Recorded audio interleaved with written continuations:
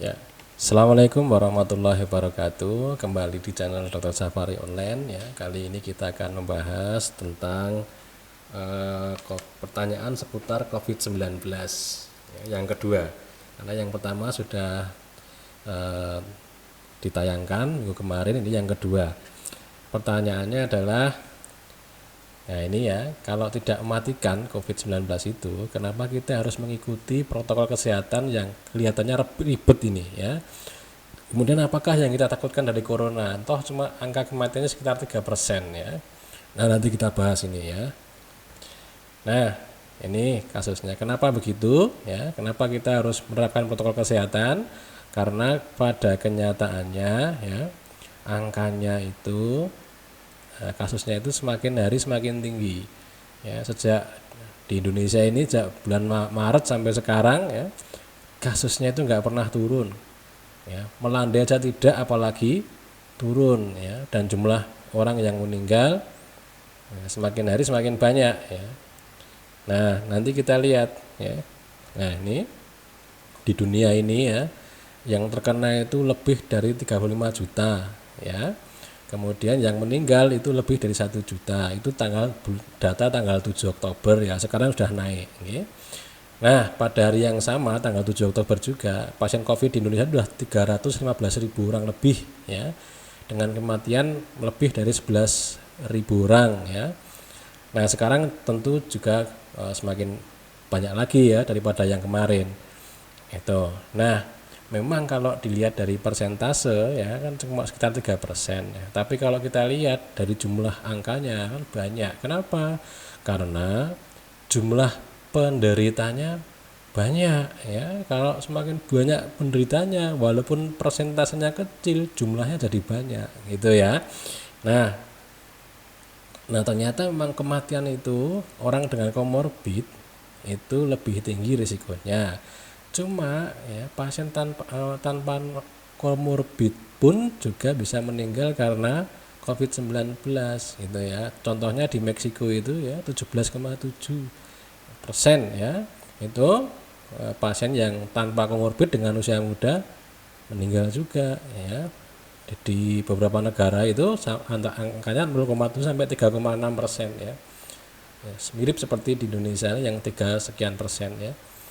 Nah, dan meninggalnya itu kalau orang yang baik komorbid maupun komorbid ya, meninggalnya memang karena COVID-19-nya itu ya. Nah, nanti yang lebih ingin mengetahui lebih lanjut silahkan lihat di video yang kemarin ya.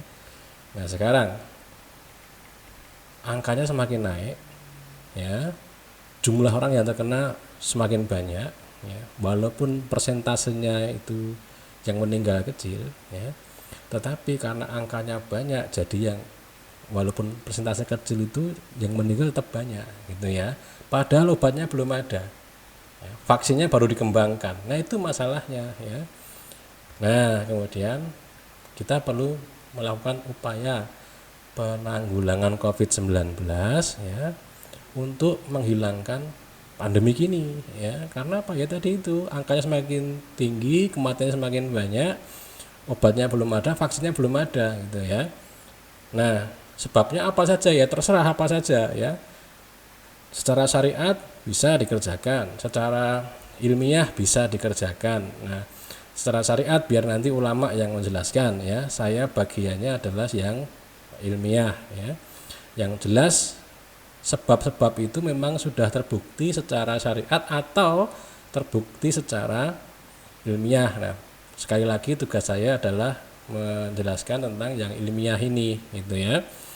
Nah, sekarang upaya penanggulangan COVID-19 itu sudah dilakukan oleh pemerintah ya, dilakukan oleh komunitas dan dilakukan oleh individu. Nah, ini yang kita pegang, ini yang kita kerjasamakan, ini yang kita kampanyekan. Agar apa? Agar COVID-19-nya ini cepat hilang gitu loh.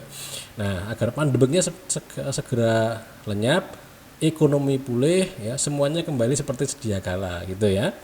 Nah, sekarang kita lihat apa yang telah dilakukan pemerintah. Ternyata kan pemerintah itu sudah melakukan penetapan situasi gawat kesehatan ya, darurat kesehatan ya, sehingga terus melakukan pembatasan sosial berskala besar gitu ya. PSBB ya, yang sampai sekarang di DKI Jakarta itu kan masih diterapkan ya. Kemudian melakukan pemeriksaan ya dengan tes PCR gitu ya. Kemudian melakukan penelusuran, tracing ya. Kemudian memfasilitasi isolasi untuk warga negara yang terkena ya, yang OTG ya. Kemudian juga menyiapkan rumah sakit ya, termasuk rumah sakit darurat gitu. Dan sekarang ini kan sudah terdengar gaungnya, pemerintah juga telah mengusahakan vaksin ya. Nah, nanti vaksin kita lihat lagi apakah memang baik apa tidak ya, nanti kita tunggu hasil penelitiannya ya. Nah, itu yang dilakukan oleh pemerintah ya, sehingga usaha pemerintah ini tidak akan ada artinya kalau tidak kita dukung ya. Misalnya ya, pemerintah memberlakukan PSBB, kita nekat saja ya.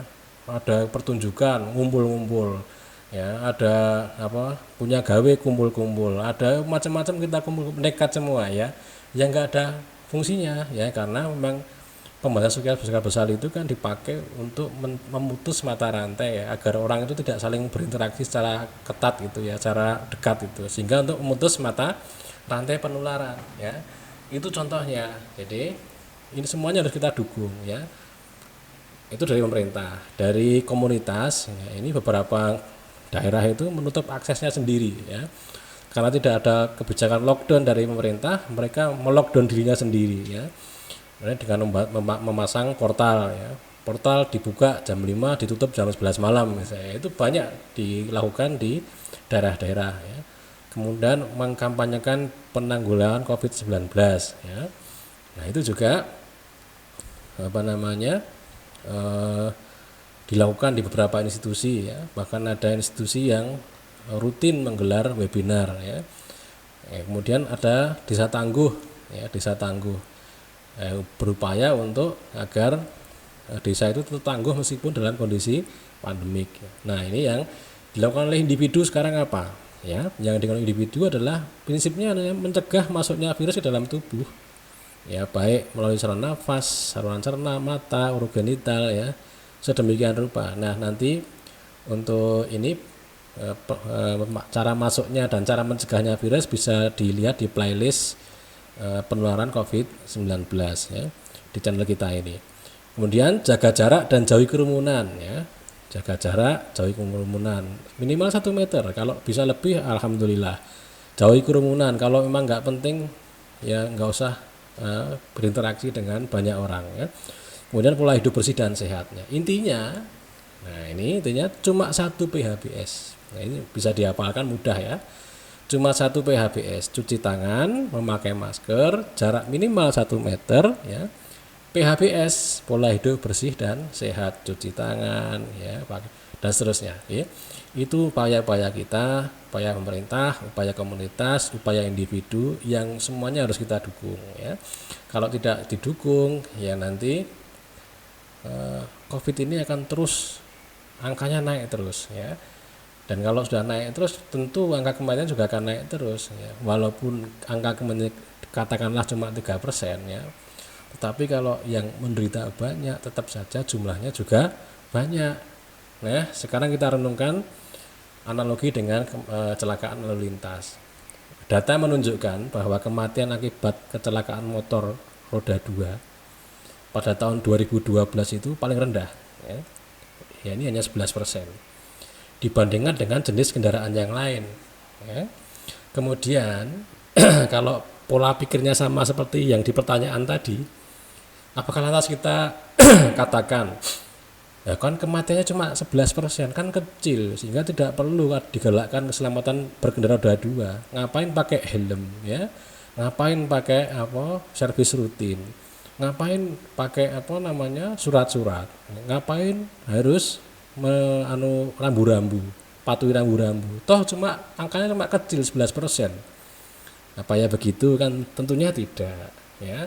Data lagi menunjukkan 61% kejadian kecelakaan itu karena faktor perilaku pengendara ya. Faktor jalan itu ya pengaruh tapi kecil ya. Rambu-rambu pengaruh kecil. Terus apakah lantas kita lupakan penyebab kecelakaan yang lain ya? Kan tidak. Nah, sekarang jenis kendaraan yang paling jarang kecelakaan itu adalah bis, hanya 3%. Lantas apakah kita katakan ya kalau naik bis nggak apa-apa ngebut dan ugal-ugalan, yang penting cepat sampai gitu. Angka kecelakaannya kan hanya 3% kematiannya itu. Apakah begitu? Ya, kan tidak juga. Nah, demikian juga dengan COVID ini. Walaupun angkanya kecil, tetapi karena penderitanya banyak, angka kematian jadi banyak. Ya. Nah, coba nanti direnungkan. Ya, mudah-mudahan bermanfaat. Kita akhiri. Assalamualaikum warahmatullahi wabarakatuh.